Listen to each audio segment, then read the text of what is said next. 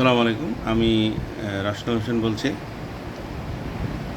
এর পূর্বে আমার একটা পূর্বের ভিডিওতে আমি আপনাদের সাথে ধানের ছাই থেকে যে সিলিকেট উৎপাদন করা সম্ভব এবং সেটা যে পোলট্রি যে ওয়েস্ট বা পোলট্রি লিটার সেটার সাথে মিক্স করে যে ধানের ছাইটা কীভাবে ব্যবহার করা সম্ভব সেটার বিষয়ে আমি ব্যাখ্যা দিয়েছি।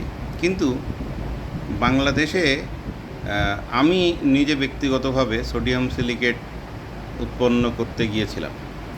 বিশেষ করে আমাদের এলাকার যে আমি ঈশ্বরদী এলাকায় বসবাস করি, এখানে আশেপাশে যে ধানের ছোট ছোট চাতালগুলো রয়েছে এবং অটো রাইস মিল রয়েছে, সেখানে যে ছাই পড়ে থাকে, এটা বিভিন্ন সময় পরিবেশের জন্য হুমকি হয়। কারণ এই ছাইগুলো হলো অ্যালকালাইন এবং শুধু তাই না, এটাতে অ্যাক্টিভেটেড সিলিকাও যেহেতু আছে, সেখান থেকে আমি নিজের উদ্যোগে আমি এইটা তৈরি করার চেষ্টা করেছিলাম এবং আমি শেষ পর্যন্ত সফল হয়েছিলাম। কিন্তু আমি উদ্যোক্তা হতে পারিনি। এটার পিছনে প্রথম কারণটাই হচ্ছে যে এখানে প্রচুর যে টাকার দরকার ছিল সেটা আমার কাছে ছিল না বা এখনও নেই। কিন্তু এটার বেনিফিটটা বাংলাদেশে অবশ্যই এটাকে ব্যবহার করা সম্ভব। অবশ্যই এই ধরনের একটা ইন্ডাস্ট্রি তৈরি করা সম্ভব। একটা নয়, বহু জায়গায় এই ইন্ডাস্ট্রিটা হতে পারে, বা বাংলাদেশে স্পেশালি কয়েকটা স্থানে এটা হওয়া সম্ভব। আচ্ছা, যে সমস্যাগুলোর মধ্যে আমি পড়েছি সেটা হচ্ছে যে আমি যখন এইটা করতে গেলাম, আমি চিন্তা করলাম যে এটাকে আমি মার্কেটিং করব। তার আগে স্যাম্পল হিসাবে কীভাবে হয় সেটার ব্যাপারে আমি বিভিন্ন জায়গায় আমার বানানো সিলিকেটটা স্যাম্পল হিসেবে দেওয়া শুরু করলাম। পজিটিভ নেগেটিভ বিভিন্ন ধরনের কমেন্টস আসলো। তারপর আমি চিন্তা করলাম যে ঠিক আছে, এটা যেহেতু এরকমভাবে হলো, তাহলে আমাকে এটাকে অবশ্যই একটা সরকারি লাইসেন্সের ইয়েতে যেতে হবে, লাইসেন্সিং বা বাংলাদেশ শিল্প মন্ত্রণালয় সেটাকে জানাতে হবে। তো সেখানে যাওয়ার পরে আমি দেখলাম যে আমাকে প্রথমে বলা হলো যে আপনার ট্রেড লাইসেন্স আছে। আচ্ছা, ঠিক আছে, ট্রেড লাইসেন্স যেহেতু আমাদের সাধারণভাবে পৌরসভা কেন্দ্রিক, সুতরাং এখানে ট্রেড লাইসেন্স আমি করেছি। কিন্তু আমাকে প্রোডাক্টটা নিয়ে যেতে হবে কোথায়? বিএসটিআই আমি যদি প্রোডাক্টটা নিয়ে যাই, তাহলে তারা দেখতে আসবে আমার ইন্ডাস্ট্রি, তাদের কাছে আমাকে অ্যাপ্লিকেশন করতে হবে এবং এর একই সাথে শিল্প মন্ত্রণালয়ে আমাকে জানাইতে হবে যে আমি এই পদ্ধতি ব্যবহার করে আমি সিলিকেট তৈরি করছি। সেটা হলো শিল্প মন্ত্রণালয়ের ডিপিডিটি-তে। আচ্ছা, সেখান থেকে এটা খুব সাধারণ একটা বিষয় যে সিলিকেটটা এটা এক্সপ্লোসিভ ম্যাটেরিয়াল না। হয়তো কোনো এক্সপ্লোসিভ ম্যাটেরিয়াল ব্যবহার করা হতে পারে, কিন্তু silicate itself is not an explosive. অথচ যেহেতু একটা রাসায়নিক পদার্থ, সুতরাং আমাকে যেতে হবে কোথায়? বিস্ফোরক মন্ত্রণালয়ে যেতে হবে এবং সেখান থেকে আমাকে এইটার ছাড়পত্র নিয়ে আসতে হবে।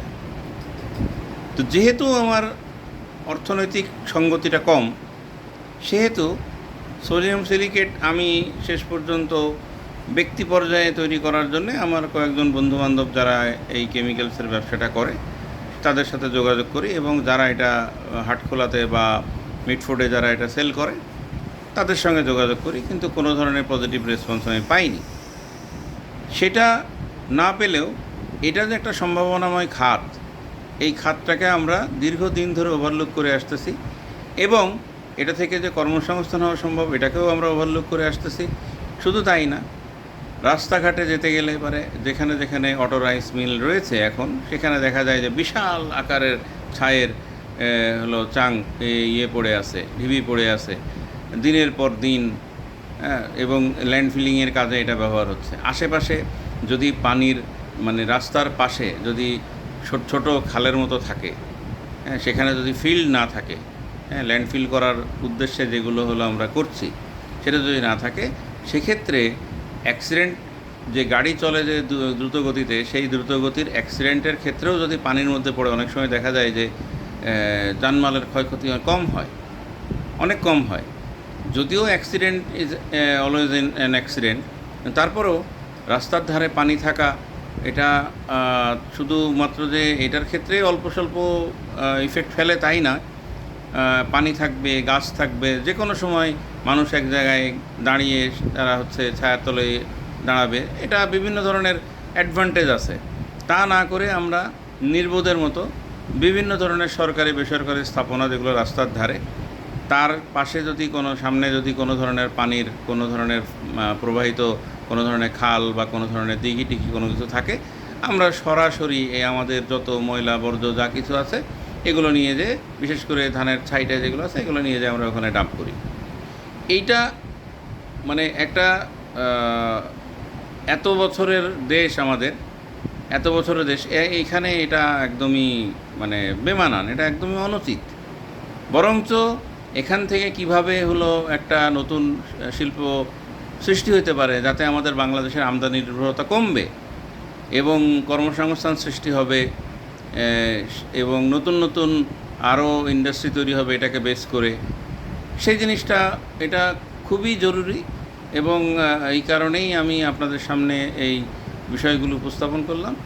এখন এই বিষয়ে সরকারিভাবে আমি হলো মানে সাহায্য সহযোগিতা, যারাই এটা করতে যাচ্ছেন না কেন তাদেরকেই সাহায্য সহযোগিতা করার জন্য বলতেছি, বা অর্থনৈতিকভাবে হোক বা এখানে সরকারিভাবে উদ্যোগ নিয়ে হোক, নিয়ে এটা করলে পারে দেশের উন্নতিতে এটা অবদান রাখবে বলে আমি মনে করি। এবং সেক্ষেত্রে এই ধরনের ধানের ছাইটা, এই ধরনের যে বর্জ্য ব্যবস্থাপনাগুলা, এটাকেও সহজভাবেই মেনটেন করা সম্ভব।